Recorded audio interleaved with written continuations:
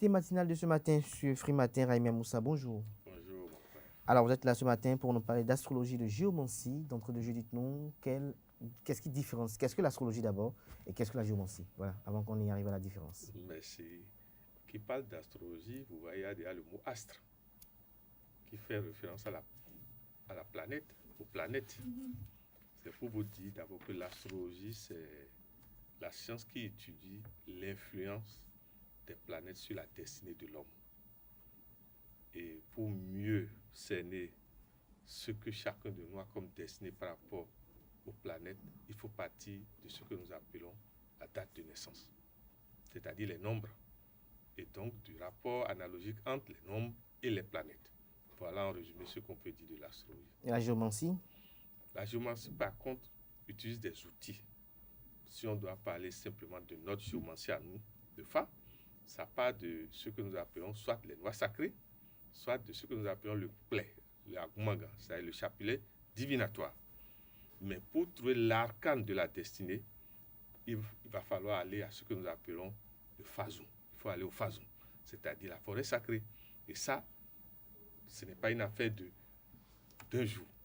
Il faut une initiation et donc un programme de retrait qui demande de se soumettre à une certaine purification et d'être soumis à un certain rite de manière à ce que le signe qui va sortir soit réellement le signe pur de notre destinée. Maintenant, qu'est-ce qui différencie la géomancie de l'astrologie? D'office, il faut dire qu'il y a une grande différence. Déjà, vous verrez que dans les signes du zodiaque, nous avons 12. Mais dans chaque signe, nous avons 3 personnalités, 3 genres de personnes. Si vous prenez par exemple le Capricorne, vous avez 3 types de Capricorne dans les Capricornes. Alors qu'au niveau de la géomancie, par exemple le Fa, nous avons jusqu'à 256 signes. Mais ce sont ces signes mères d'abord. Et c'est de la collaboration ou des conjonctions des signes entre ces signes qui donnent pratiquement la nature de chacun de nous. Donc, ça veut dire qu'à vous entendre, au niveau du Fa, par exemple, de la géomancie, on a 256 typologies de personnes. Merci. On a 256 types de personnalités. Vous voyez Et au niveau de l'astrologie, 36 personnes. 36, merci, c'est direct. Alors, lorsque vous le dites ainsi, pourquoi préférer l'astrologie à la géomancie ou pourquoi la géomancie à l'astrologie? Qu'est-ce qui paraît plus juste et réel? Non, les deux sont justes et se complètent. Mais le problème, c'est quoi? L'astrologie a cette capacité aujourd'hui avec le développement de la science de nous donner des renseignements au jour le jour. Alors que quand vous allez au phase, vous avez votre signe mère, votre signe capital. Si vous n'avez pas un spécialiste que vous consultez tous les jours, vous n'aurez pas ces informations tous les jours. Le plus important, c'est qu'aujourd'hui, qu'on le veuille, qu'on ne le veuille pas, l'astrologie est déjà un peu plus accessible aux gens plus que la géomancie. C'est constatable. Aujourd'hui, vous avez déjà parlé des signes du jour. Alors, lorsque vous parlez d'astrologie, vous parlez de signes du jour, est-ce que le fait de recevoir le Fa considère ou consacre l'être à un meilleur lendemain? Est-ce que parce que j'ai reçu mon Fa, c'est fini, tout doit être rose pour moi dans ma vie et que je vais tout affronter? Parce que la quête de l'humain, c'est le mieux-être. Merci. Non, je dis non d'office parce que, en fait, que ce soit nos signes astrologiques, que ce soit le signe Fazoum que nous allons prendre dans la forêt sacrée, cela nous oriente sur, par exemple, la profession, sur la santé, sur nos interdits, sur nos alliances, sur les cycles de vie, c'est-à-dire qu'est-ce qu'on doit faire de tel âge à tel âge, qu'est-ce qu'on ne doit pas faire. La même chose, l'astrologie nous aide à le faire, mais à condition d'aller à l'étude profonde. Parce que l'astrologie de tous les jours n'est pas l'astrologie du destin. Ce n'est pas la même chose. Reconnaître, vous prenez votre date de naissance en astrologie, mais vous pouvez aller dans n'importe quel journal, comme vous venez de faire, dans l'informateur, vous saurez le nom de votre signe. Mais cela ne veut pas dire que vous aurez la réelle connaissance de votre signe. Non. Il faut aller voir un expert pour vous donner réellement votre route, comme on dit. Alors, lorsqu'on consulte, est-ce que ce sont des révélations qui sont faites ou des prédictions? D'abord, il y a les révélations et il y a les prédictions. Les révélations, c'est ce que vous ne savez pas et qu'on vous le dit, par exemple, vous interdit. Mais les prédictions, avec l'astrologie comme la géomancie, les prédictions peuvent vous dire la route à suivre. C'est-à-dire, qu'est-ce qui peut vous arriver dans 10 ans, dans 5 ans. Je ne sais pas si vous me comprenez. Par exemple, quand des experts réels se réunissent, ils peuvent dire, à la veille des élections, qui sont ceux des candidats qui seront favorables pour porter, pour aller sur tel trône ou tel trône. Ça, ce sont des vérités. Mais c'est un travail qui se fait de manière prévisionnelle et en anticipation. Alors, lorsque vous parlez de tout ceci pour quand même faciliter la compréhension à nos amis internautes qui peut-être nourrissent l'ambition de consulter peut-être leur phare ou peut-être voir de façon plus approfondie leur horoscope pour comprendre un peu ce qu'ils doivent faire, ce qu'ils ne peuvent pas faire. Vous, qu'est-ce que vous conseillerez plus? Est-ce qu'il faut consulter l'astrologie ou aller directement à la géomancie lorsque l'on sait que le phare a souvent des interdits à n'en point finir avec tout ce qui concourt et autres, alors que certains disent même que parfois tu peux respecter tout ça, mais malgré ça, le malheur est toujours à ta porte. Ce que moi je conseille à chacun de nous, c'est de s'intéresser aux deux. Mais nous, en tant qu'Africains, en tant que Béninois, je conseille à tout le monde d'aller au phason et de connaître son arcane de la destinée. Parce qu'on le veut ou qu'on ne le veut pas, ce qui est important dans la session à cet arcane, c'est surtout la connaissance de nos interdits. Vous savez, ce qui nous tue le plus, c'est lorsqu'on ne sait pas qu'on est en train d'enfreindre ces interdits. Supposons par exemple, vous savez, il y a des gens, on dit qu'ils ne doivent pas se marier avec une femme claire. Et pourtant, voilà qu'il est tout le temps avec des femmes claires. Il y a des gens qui ne doivent pas manger par exemple de gombo, mais ils aiment le gombo. La plupart du temps, vous verrez que les interdits de notre destinée, remarquez, nous avons tendance à aimer ça, à être friand de ça. Je sais pas. Donc quelqu'un qui n'aime pas, qui aime la viande de porc, on va lui interdire la viande de porc. J'ai une question spécifique à votre endroit, puisque vous en parlez de ces interdits là ce matin. Je suis sûr que parmi ceux qui nous suivent ont quand même envie de vous poser des questions. Il y a des interdits qui sont presque universels. La viande de porc, le gombo, j'aurais appris la moutarde également. Alors, lorsqu'on prend le gombo, pourquoi on ne doit pas manger le gombo? D'abord, Le gombo a quoi de mauvais? non, c'est pas là. Et pourquoi, pour la plupart du temps, il est interdit aux gens de manger le gombo, alors que ça a quand même de bonnes fonctions pour la santé humaine, le gombo? Non, c'est remarquer que les interdits ne sont pas applicables à tout le monde. Mais quand vous prenez la majorité de personnes, le gombo leur est interdit. Voilà, le problème c'est quoi? Vous verrez que quand vous interdit le gombo, ça veut dire quoi?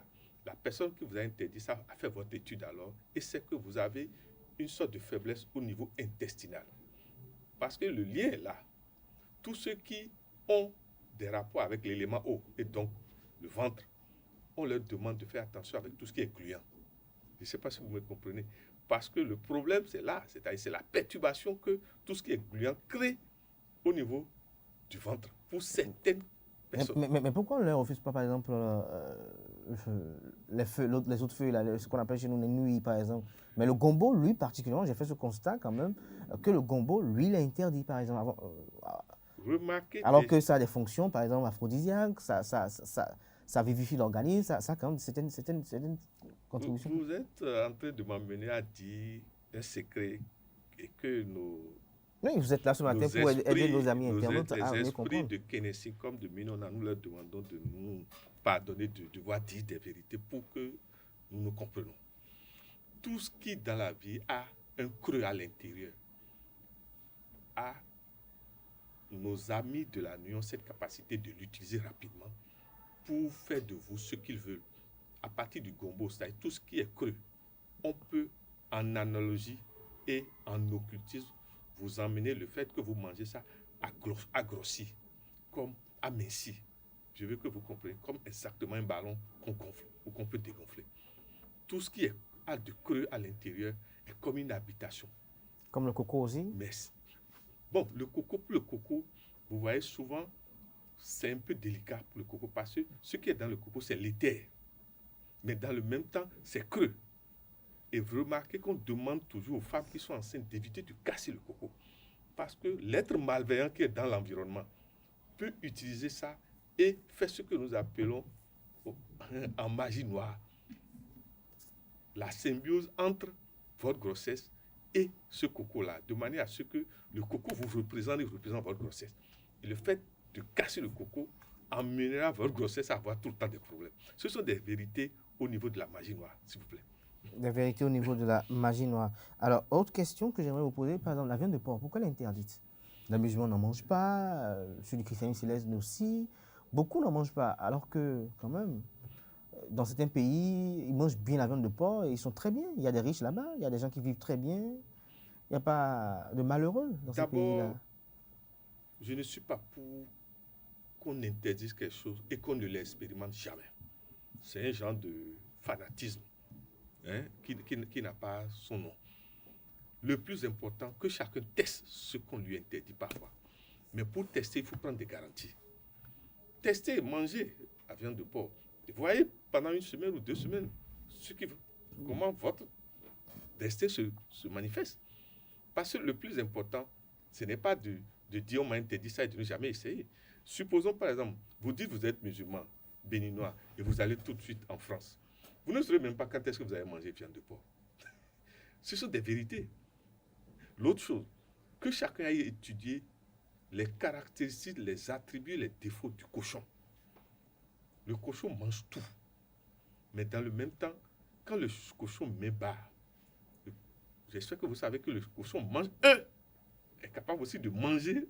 Comme d'autres animaux, par exemple. Il y a ce mythe-là au niveau du chien aussi, que quand lui aussi, elle aussi elle met bas, elle doit forcément prendre un, sinon elle ne peut pas vivre. C'est pour vous dire simplement que quand vous étudiez bien cet animal, l'animal a un lien avec ce que nous appelons la nuit et les forces obscures. Comment? Regardez d'abord sa tête, sa morphologie.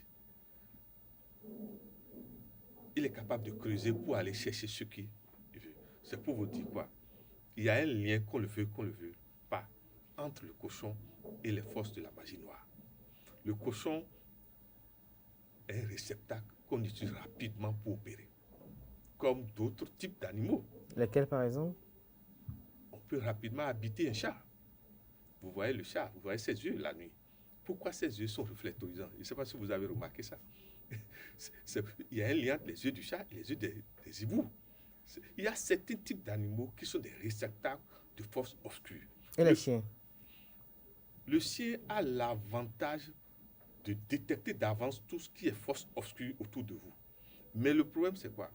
Si vous n'entretenez pas une alliance favorable entre un chien et vous, le chien ne pourra pas vous avertir des éléments qui viennent, des éléments d'attaque qui viennent. C'est pour ça qu'il faut entretenir un lien d'amitié fidèle avec un chien que vous avez dans votre environnement. Et vous verrez, le chien vous sauve toujours. Mais lorsque vous n'entretenez pas un chien, le chien se comporte exactement comme une femme qui aime.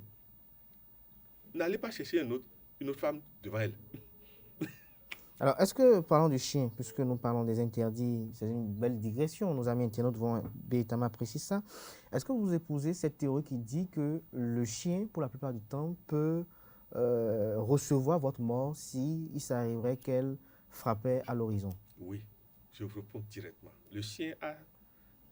Excusez-moi, le chien qui a aimé son tuteur, je ne sais pas si vous me comprenez, peut aller jusqu'à dire je meurs et lui vit. Comment? Le chien a ce que nous appelons le troisième œil hyper développé. C'est pour ça que les musulmans n'aiment pas le voir, parce qu'il paraît qu'il renvoie beaucoup les anges quand il la voit. Ce n'est pas qu'il renvoie les anges, mais détecte les anges comme les démons à distance. Je ne sais pas si vous me comprenez. Quand, par exemple, à partir d'une certaine heure, souvent entre 2h30 et pratiquement 3h30, votre chien commence par aboyer d'une certaine manière. Et que vous vous laissez à un sommeil profond, si vous ne savez pas faire, peut-être que le chien est en train de vous dire qu'il y a des gens physiques comme invisibles dans l'environnement. Le chien a sa manière de vous avertir. C'est à chacun, par rapport au chien qu'il possède, de savoir les codes que le chien lui donne pour dire présence physique ou présence invisible. Il en est de même. Parfois, quand le chien veut vous avertir, le chien rentre en communion avec ce que nous appelons l'élément air ou les éléments autour de nous et fait qu'un certain type de circulation d'air va circuler dans votre environnement. Je ne sais pas si vous me comprenez. Mais justement, puisqu'on en parle, c'est assez intéressant. Alors pourquoi on préfère le chien au chat Alors qu'en vous entendant vos explications, le chien a quand même des aptitudes qui sont véritablement très obscures ou surnaturelles. Parce que le chien, lui, peut détecter le démon, il peut voir l'ange s'il vient ou pas. Le chien, lui, peut prendre une mort. Mais pourquoi lui n'est pas si facile à instrumentaliser comparativement au chat? Le chat n'est pas fidèle. Le chat est un genre de potentiel traite, de potentiel prostituée. C'est directement ce qu'on va dire. C'est ce qui arrange le chat en avantage que le chat. Le chat, excusez-moi, vous pouvez être tout le temps en train de nourrir un chat. Mais le jour où un autre vient lui donner quelque chose qui lui plaît et que vous n'avez pas, le chat va de l'autre côté. Ça veut dire quoi? Le chat a potentiellement un esprit de prostitution. Alors qu'un réel chien n'a pas ça. Surtout un certain type de chien. Vous savez, il y a de ces chiens, excusez-moi, hein, quand vous prenez par exemple, excusez-moi de le donner comme exemple, le chien du président Macron. Vous avez vu, sa couleur est noire. Je peux vous dire que ce chien détecte exactement ce que vous avez sur votre corps, comme des instruments électroniques. Et peut renseigner l'instrument électronique branché à lui sur ce qui est sur vous, d'occulte comme de physique. La plupart du temps, quand une personnalité a un chien noir, c'est souvent pour déstabiliser l'autre qui vient vers lui et qui peut-être peut avoir des forces occultes. La plupart du temps, c'est ça. Vous verrez, quand un chien noir est à côté de vous, même si le type se dit un grand sorcier, il ne pourra pas agir mentalement ni émotionnellement sur vous. Le chien va l'empêcher en irradiant des zones de perturbation. En irradiant des zones de perturbation. Alors, parlons des interdits. Autre interdit, nous avons également la moutarde. Pourquoi? D'abord, vous verrez que cette nourriture a une certaine odeur. Et la plupart du temps, quand vous finissez de manger, si vous ne vous brossez pas, tout le monde sait que vous avez mangé. Ça veut dire quoi? Voilà une nourriture qui ne vous rend pas discret. Mais l'oignon aussi fait ça, l'ail aussi fait Mais ça. si, ça ne vous rend pas discret. Pourquoi on ne nous interdit pas l'ail, pourquoi on ne nous interdit pas l'oignon et c'est la moutarde? Je peux vous dire que tout aliment qui a une certaine odeur qui rejette est toujours la faveur des démons. Vous voyez l'ail, quand vous mangez l'ail, vous vous approchez des gens, les gens n'aiment pas trop. Mais dans le même temps, ça combat les démons. Je ne sais pas si vous me comprenez. À la différence de la moutarde ne combat pas les démons, mais les attire carrément. Mais dans le même temps, c'est un bon mets qui soigne par exemple la tension. C'est pour vous dire quoi? C'est très succulent dans le gombo. Merci. Quand c'est dans le crin-crin, c'est très bien. Voilà. Mais le problème, c'est quoi? Qu'on le veuille, qu'on ne le veuille pas, chacun de nous doit savoir que tout ce qui a d'odeur nauséabonde est en alliance avec les forces occultes négatives. Il faut que chacun de nous sache ça. Alors, dernier interdit, peut-être on va se revenir un jour spécifiquement par rapport aux interdits. Il y a également la viande de bœuf. Pourquoi elle est proscrite à certaines personnes? Remarquez que dans certains pays, que le bœuf comme la vache sont adorés comme divinité. En Inde, par exemple. Je ne sais pas si vous voyez. Oui. Remarquez aussi que cet animal a quelque chose comment je vais vous dire, d'impassible. Je ne sais pas si vous me comprenez. C'est-à-dire, quand vous tuez un bœuf, c'est comme si vous tuez un homme. Remarquez toutes les précautions qu'on prend avant de tuer un bœuf. Remarquez toutes les précautions qu'on prend avant de tuer un canard. Excusez-moi, il y a des animaux. Si dans l'acte de tuerie, vous croisez les yeux de ces animaux, excusez-moi, vos rêves, la nuit, vous allez vivre l'enfer, comme on dit.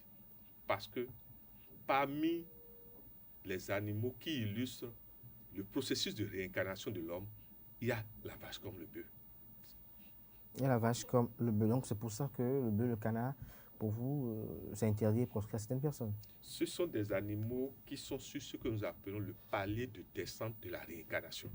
Il y a un lien entre ces animaux et l'âge de réincarnation. Je ne sais pas si vous me comprenez.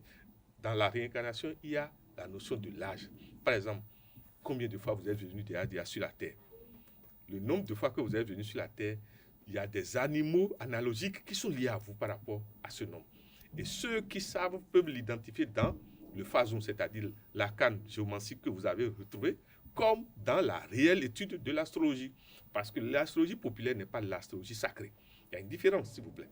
Il y a une différence. Alors, dites-nous quelle est la différence entre les nombres et les planètes? Au lieu qu'on va dire différence, on va parler d'analogie. Vous voyez le nombre 1, c'est le Soleil d'office. Le 2, c'est la Lune. Le 3, Jupiter. Le 4, Saturne, etc. Je ne sais pas si vous me comprenez. Ça veut dire quoi? Il suffit en alliant votre date de naissance et surtout le jour de naissance et le millésime de naissance. On prend l'année 2022. Vous voyez, le millésime, c'est 22. Vous voyez, le 2 se répète. Ça veut dire que la Lune va dominer. Mais quand vous faites 2 plus 2, ça fait 4. Donc Saturne va dominer cette année. Voilà comment, petit à petit, on sait quelles sont les planètes qui vont dominer. Et remarquez que nous allons vers un pic. Lequel? Le 22 février 2022. Avez-vous remarqué l'aliment du nombre 2? Ça veut dire quoi? Il y aura, comme on dit, un mystère qui va se passer soit avant ou après cette date ou cette date. Nous allons simplement demander à tous ceux qui ont le nombre 2 dans leur date de naissance, nous leur demandons l'hypervigilance surtout la nuit comme en circulation. L'hypervigilance et de faire très attention à leur santé. Parce que des événements surprises peuvent arriver, soit avant, soit juste après cette date, le 22 février 2022. Nous demandons aussi humblement à notre État, je préfère parler chaque fois de mon gouvernement, oui, l'hypervigilance dans cette zone. Parce qu'il y a ce que nous appelons les vides, les trous dans l'atmosphère. C'est-à-dire, juste autour de cette date, excusez-moi, il y aura visitation des démons et des grands démons et des hyper grands démons. Voilà. Alors, nous parlons de signes astrologiques, nous parlons de nombres et autres, mais il y en a qui sont athées, qui ne croient à rien de tout cela. Et généralement, ils réussissent. Ce sont parfois de grands milliardaires. Il est interdit d'interdire. Excusez-moi. On ne doit forcer personne à croire à quoi que ce soit. Excusez-moi. C'est celui qui croit sa croyance qui l'influence. Quand vous croyez, votre croyance vous influence. Celui qui ne croit à rien, vous croyez qu'il va manger votre gombo et votre moutaille, il y aura quelque chose, il n'aura rien. Parce qu'il est protégé par sa non-croyance. Il est protégé par sa non-croyance. Alors, avant de venir en studio, vous étiez en train de parler de Matthieu 7.7. Alors, quel est le lien de Matthieu 7.7 avec l'astrologie et la géomancie? D'abord, on va toujours dire merci à nos aînés. À nos aînés et aux deux gens. Je ne sais pas si vous comprenez, comme à Matthieu dans la Bible.